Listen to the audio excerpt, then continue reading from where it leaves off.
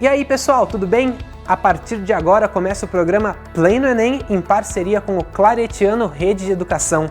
Um programa feito especialmente para quem quer se preparar para as provas do Enem e ingressar em uma universidade. Aqui, além das aulas que são ministradas pelos professores do Claretiano Colégio, você fica por dentro das informações sobre o Enem. E você, que ainda não decidiu qual curso escolher, fique ligado na nossa dica de hoje.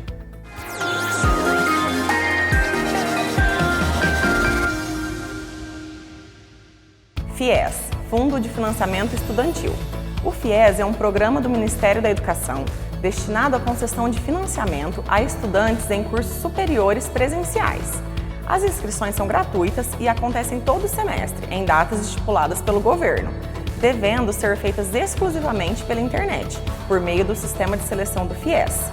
Para se inscrever no processo seletivo do FIES, é necessário que o estudante tenha realizado o Enem a partir de 2010 e obtido uma pontuação mínima de 450 pontos na média das provas e não tenha zerado na redação.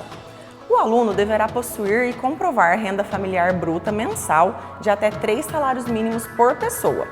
A partir de 2018, o FIES possibilita juros zero a quem mais precisa e uma escala de financiamento que varia conforme a renda familiar do candidato.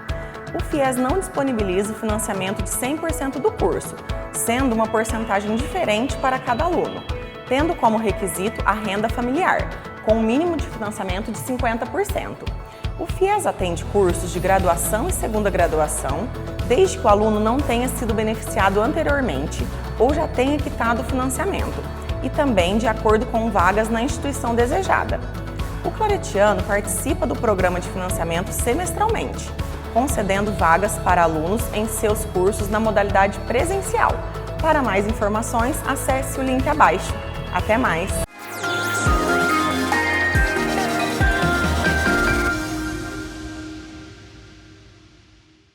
E aí, ficou interessado? Então partiu estudar. A aula de hoje é Governo Provisório com o professor Ângelo Ratim.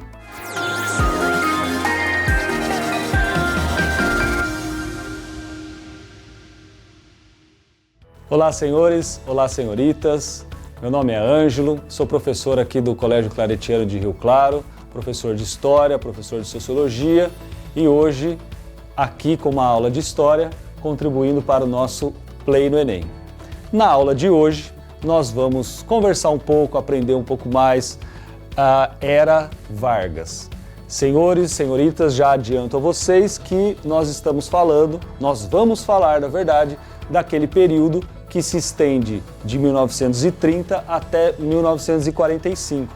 Portanto, o Vargas eleito não será objeto de estudo, não será objeto de análise aqui da nossa aula. Então, senhores, senhoritas, o momento do qual nós vamos falar sobre o Vargas é um momento de 15 anos ininterruptos de poder. O que isso significa? Significa que o Vargas eleito, o Vargas da década de 50, ele não vai ser objeto de estudo da nossa aula. Nós vamos falar da chamada Era Vargas, que se inicia em 30, que termina em 45 e que é dividida em 3 grandes momentos. Bom, para começo de conversa, a gente deveria pensar sobre o nome. Então eu disse a vocês que nesses 15 anos de governo Vargas, de Era Vargas, nós vamos ter 3 momentos. E que o primeiro momento é esse que está marcado aqui para vocês, que ele vai de 30 a 34. Esse primeiro momento ele é chamado de governo provisório.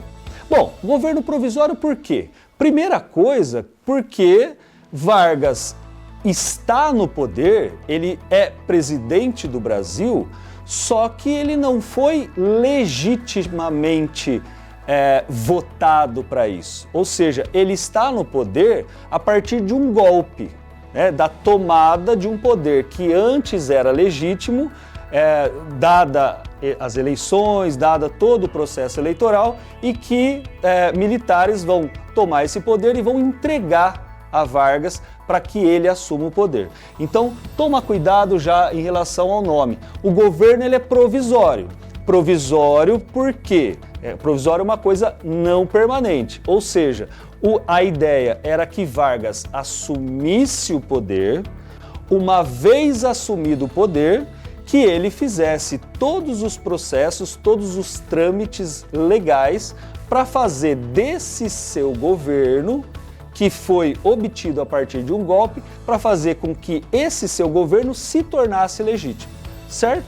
Então, pelo próprio nome, já dá para a gente entender que vai ser um governo que ele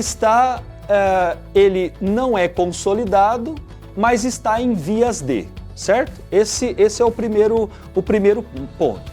O segundo ponto, gente, é que quando Vargas assume o poder, de novo, esse assumir, né, o poder é entregue a ele, quando ele assume o poder, ele está diante de um cenário no Brasil em que você tem vários agentes sociais e cada um desses agentes sociais ele quer alguma coisa. Eu coloquei aqui para vocês darem uma olhada.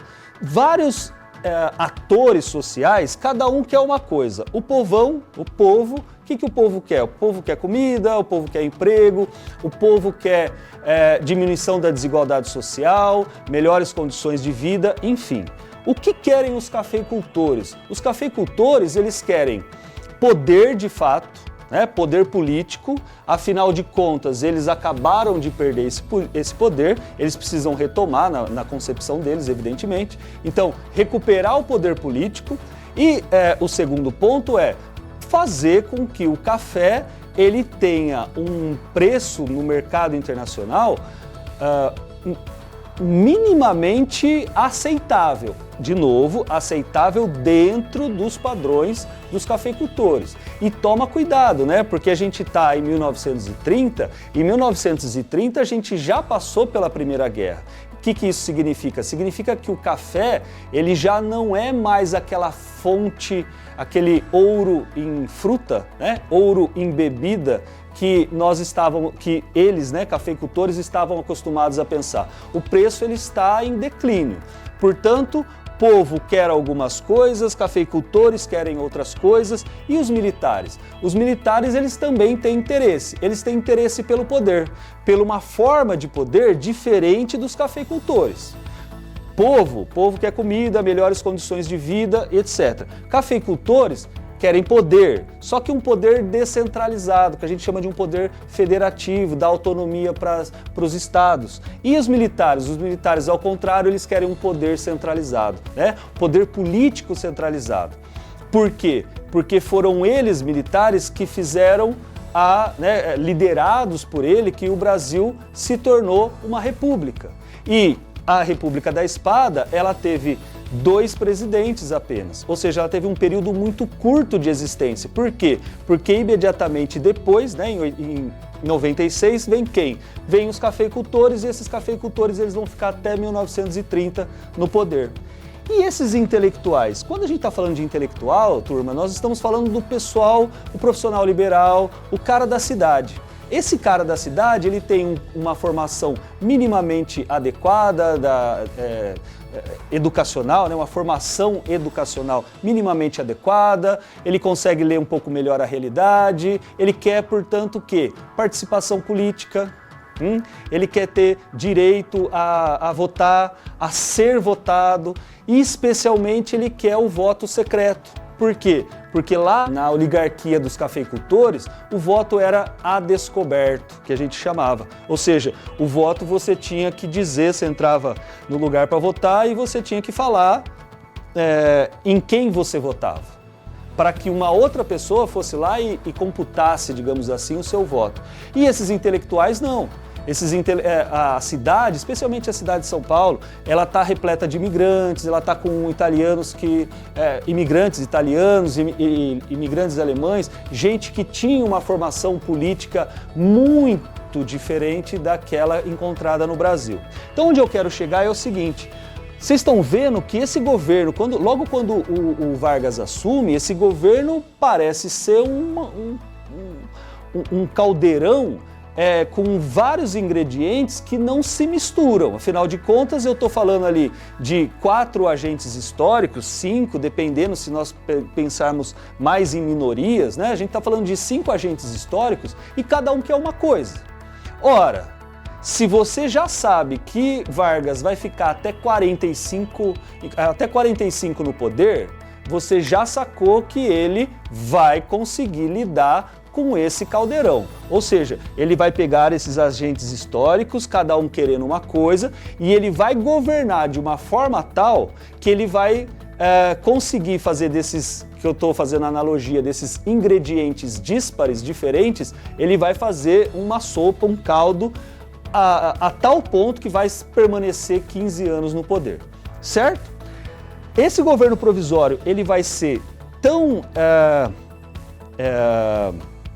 voltado para um cuidado, né, gente? A gente está falando de história, a gente está falando de política, então ninguém é sempre bonzinho, ninguém é sempre malzinho, são relações de poder, mas dentro do governo provisório vão surgir revistas, vão surgir jornais, vão surgir frentes, vão surgir sindicatos, todos eles voltados à representatividade de minorias, à representatividade de trabalhadores, especialmente os trabalhadores da cidade, né? Trabalhadores da zona rural, a gente ainda não vai ver isso, e especialmente o que a gente vai ter vai ser a Frente Negra. Ou seja, eles vão, a Frente Negra, ou seja, uma minoria, né, socialmente, politicamente uma minoria, e que vai começar a ter voz nesse governo chamado governo da Era Vargas ou governo Vargas. Ou seja, aqui você já percebe, né, para a gente poder adiantar, aqui você já percebe o quê? Você percebe que o Vargas ele está permitindo que minorias, o povão, possa ter minimamente voz. Como que isso vai ser depois equilibrado, manuseado, manobrado, a gente vai ver com o passar do tempo, certo? Bom, segundo ponto, ainda dentro do governo provisório. Falei para vocês que os cafeicultores era né, e talvez o principal agente histórico aí ansiando por mudanças. Esses cafeicultores, especialmente localizados em São Paulo, eles vão perceber que Vargas, embora esteja num governo provisório, talvez ele não queira ficar provisoriamente no poder. Então o que a gente está vendo aqui, né, a título só de introdução, são alguns cartazes da Revolução Constitucionalista. E o que foi então essa Revolução Constitucionalista? A revolução que a gente chama Revolução de 32 vai ser uma, podemos dizer assim, sem nenhum problema, vai ser uma guerra civil. Ou seja, vai ser uma guerra que vai durar lá aproximadamente 3 meses, né, 96 dias para ser mais exato, 3 meses em que o Estado de São Paulo, olha o que eu coloco aqui, turma, o Estado de São Paulo, os cafeicultores, eles vão se valer do seguinte argumento para começar, né, essa revolta, ou esta revolução, segundo o nosso Estado aqui. Então, qual que é a ideia? O que eles vão dizer? Eles vão dizer assim, ora Vargas, você assumiu o poder, beleza, e portanto, de maneira provisória. Isso significa o quê? Significa que para que você tenha poder e para que o Estado brasileiro entre na legalidade, é necessário que exista uma Constituição. Uma Constituição que, inclusive, consiga justificar todas as mudanças que o senhor Vargas está fazendo.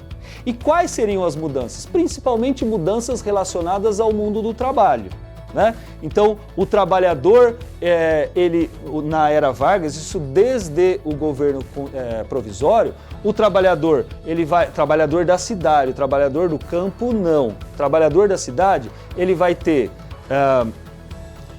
descanso semanal remunerado, ele vai ter férias, ele vai ter... As mulheres gestantes não vão poder ser demitidas, né, nesse momento de gestação, vai ter licença maternidade, o voto lá que a elite, né, os intelectuais brasileiros ou os intelectuais, profissionais liberais que queriam o voto secreto, isso vai ser conquistado, ou seja, desde o início do governo provisório, o Vargas está fazendo mudanças legais no Brasil Só que essas mudanças legais, convenhamos, ela estava baseada, se a gente for olhar a ferro e fogo, ela estava baseada em uma Constituição que não legitimava o próprio poder daquele que a executava, ou seja, do Vargas. Lembra? Eu comecei a aula falando isso com vocês. A era Vargas, ela se inicia com um golpe de Estado. Portanto, o que vão dizer os cafeicultores? Sabendo que Vargas já está há 2 anos no poder e que Vargas conseguindo manobrar, conseguindo fazer daquele caldeirão de interesses diversos, ele consegue fazer com que cada um dos setores acabam por depender dele, ou seja, ele, a figura de Vargas, vai crescendo cada vez mais, os cafeicultores vão falar assim, ih, rapaz, perdemos o poder. Perdemos o poder político de uma vez por todas. Afinal de contas, esse cara, ele está conseguindo fazer com que o poder político se concentre cada vez mais em suas mãos. O que nós temos que fazer? A gente vai ter que recuperar esse poder. Mas para a gente recuperar esse poder, eu não posso chegar, né? Imagina, você que é cafeicultor, você não poderia chegar e falar assim, eu quero o poder de volta. Por quê? Porque eu mandei por mais de 20 anos e eu quero continuar mandando. Você não vai fazer isso. Portanto, olha como eu faço aqui. Eu fiz uma divisão entre aquilo que a gente chama, né, na história, na sociologia, na filosofia, de ideologia, qual que é o discurso, qual que é a aparência e o que de fato essa aparência, essa essência queria representar. Então, na aparência, os cafeicultores vão alegar o poder de Vargas é ilegítimo, portanto, uma nova Constituição se faz necessária. Acelerar o processo da Constituição para fazer com que as pessoas da cidade falem assim, nossa, é verdade, né? O cara faz 2 anos no poder e ele não é um presidente legítimo. Então, em nome dessa Constituição, vai se criando uma tensão, especialmente aqui em São Paulo, contra o governo Vargas. Só que no final das contas, o que eles queriam? Aquilo que eu já havia comentado com vocês. Na essência, a oligarquia cafeeira havia perdido o poder político e queria recuperá-lo. Ou seja, a gente está querendo, nós, né, paulistas, nós estamos querendo reaver esse poder. Né? A gente está querendo recuperar esse poder. E para não chegar explicitamente nessa posição, a gente alega que é necessária uma Constituição. Mas esse assunto, pessoal, a gente vai ver na próxima aula, beleza? Um abraço e até mais!